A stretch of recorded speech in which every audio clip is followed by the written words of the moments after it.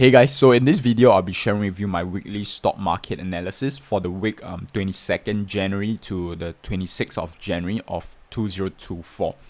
So as usual, we'll begin first with the indexes, followed by some of the stocks on my watch list and my current open positions. So we'll begin with the S&P 500. So the S&P 500 is at all-time highs, right? So if we zoom out over here, this was the previous high. So the S&P 500 actually make new highs back around this time period where the Fed actually hold rate steady, and then there was indication that there is likely to be 3 rate cuts this year, right? So generally when there are rate cuts, the equities tend to perform better, right? So so that's what it is. So right now actually we have been trading sideways for since the start of this year till about a couple of days ago, right? So back in last Friday, right? So it has been trading sideways because we had a strong move here, so it's natural that the S&P 500 take a break, right? So it broke below the 10-day moving average, but then what we want to see is finding support at the 21-day moving average, which it did, right? So it found support at the 21-day moving average here and also over here before it broke out on Friday, right? And then we also see that not just the S&P 500, but also the Nasdaq and the Dow Jones, they are also breaking out into all-time highs, right? So this is good news for us as long side traders, right? So if you are trading long or you're buying stocks, then it's a good thing, right? Because 3 out of 4 stocks tend to follow the indexes. So if you want to stack like the probabilities in your success when it comes to trading, then you want to trade alongside the market and the trend. Right, so right now the trend is upwards, and it's also supported by price action and also the breadth, right? So the breadth in the market has been improving since last Friday. So actually in yesterday's trading session, the breadth actually was quite positive, right? So that's something to pay attention to. That's for the S&P 500. Now let's take a look at the Nasdaq, right? So same thing. Then the Nasdaq broke out on Friday, and then it managed to hold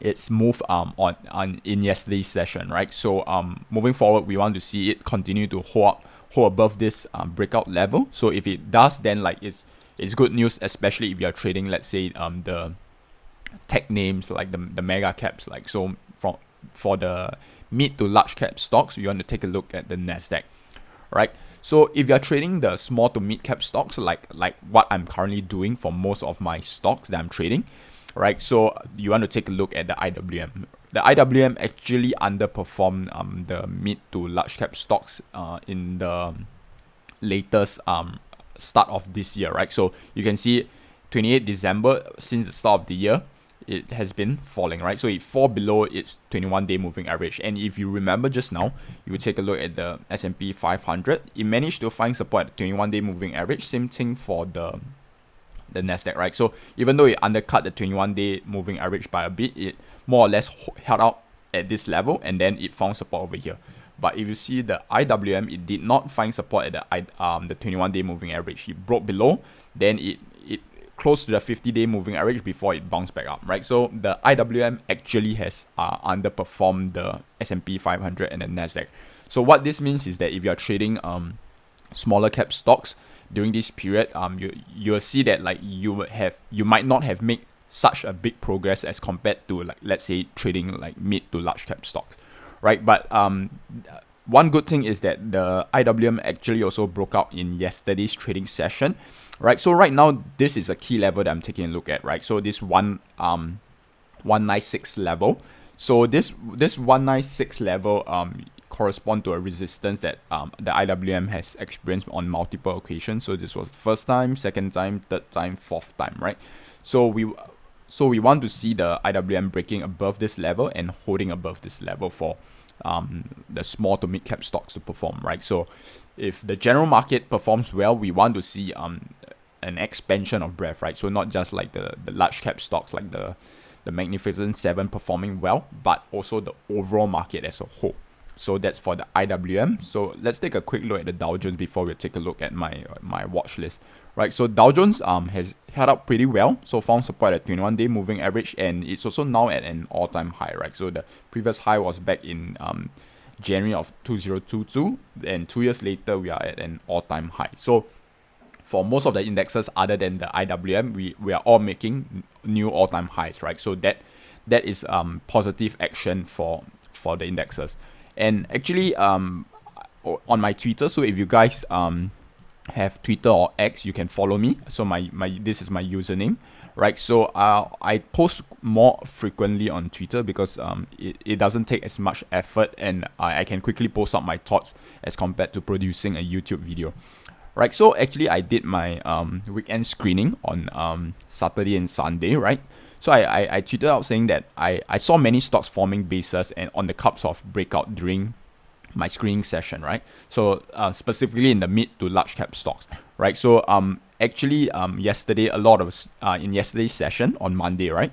So quite a number of these stocks broke out, right? So this corresponds to how the indexes perform, right? So I mentioned that if the large cap, the middle to large cap stocks break out and they can hold their breakout, then we would see the continuation of the rally in the indexes, which we did for most of the indexes other than the IWM, right? So the IWM is an exception because the IWM is for small to mid cap stocks, right? So that's for the indexes.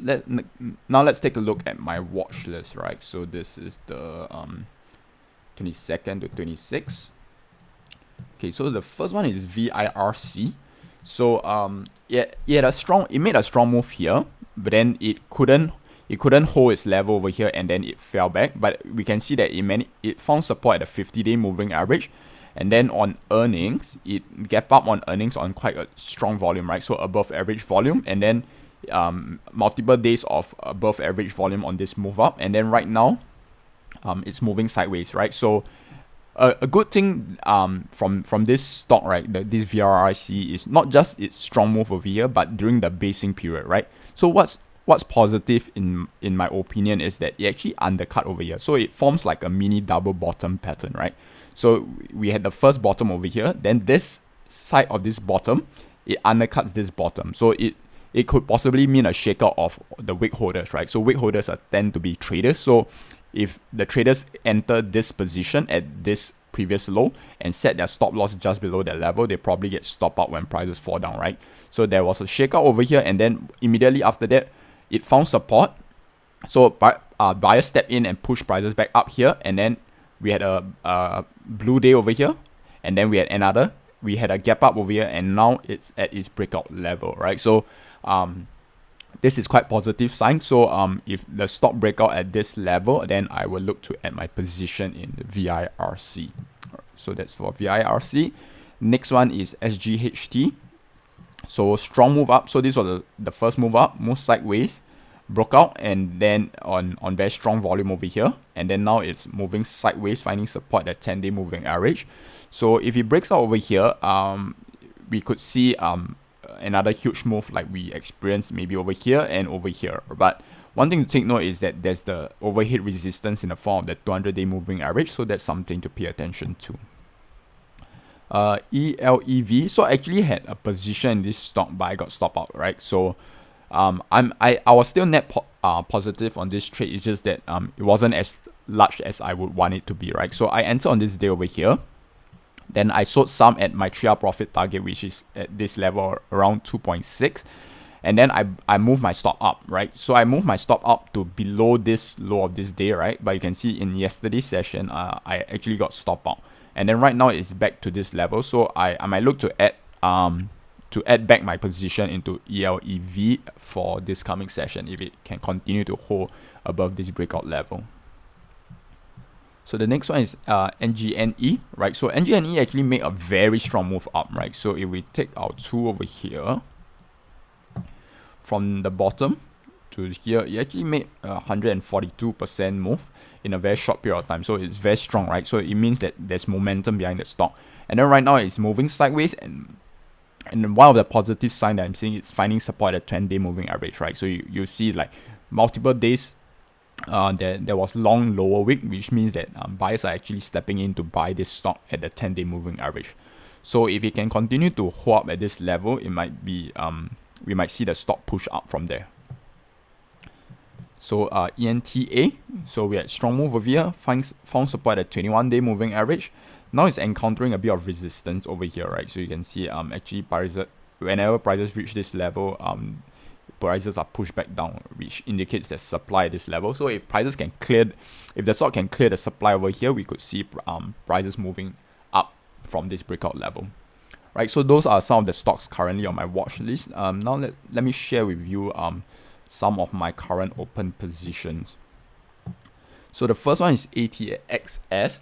So I actually bought my position in yesterday's trading session, right? So on Monday, so it broke out over here. I bought a breakout level, and then my 3-hour profit target is this 8.81. So I already hit my 3-hour profit target, which I sold half of my position at this level, and then I brought my stop to break even level, so at around this level. So I'm just free rolling my trade from here. So if prices do move back down and break below the breakout level, I'm guaranteed a 1.5R profit target on this profit on this trade. So that's ATXS. GRYC, so I just entered this stock yesterday. So it's like I'm slightly positive, but very slightly positive on this trade, right? So strong move up, broke above all the key moving average, then found support at the 21-day moving average. So you can see that there are a lot of buyers at the 21-day moving average. Then I bought the breakout on yesterday's trading session. Then the next one is BHG. So BHG strong move up, and then you can see multiple days of strong volume on the move up. So it shows that there are like buyers supporting this move up, right? So it's not just low volume move up. It's a strong volume move up, and then it moves sideways. Found support at this 200-day moving average. So I bought on the breakout in yesterday's session. So I actually added quite a bit of positions in yesterday's session, right? Because yesterday's session was quite a strong and positive one, which was why I decided to ramp up a bit of my exposure in the markets. The next one is LBPH. So LBPH actually is very positive. So it gapped up over here on very strong volume, right? So in fact, it's the strongest volume since its IPO. So IPO over here. So here we had the strongest volume. And then over here, it broke above its IPO high. So that's very bullish news for that for the stock, right? Then after that, it has been actually moving sideways for about 3 weeks now. And then it found support at the 10-day moving average. So I bought in yesterday's session, but so far it actually prices actually went up, but then it went and closed back at its breakout level. So I'm around net break even at this trade right now. So I'm continuing to pay attention to this stock.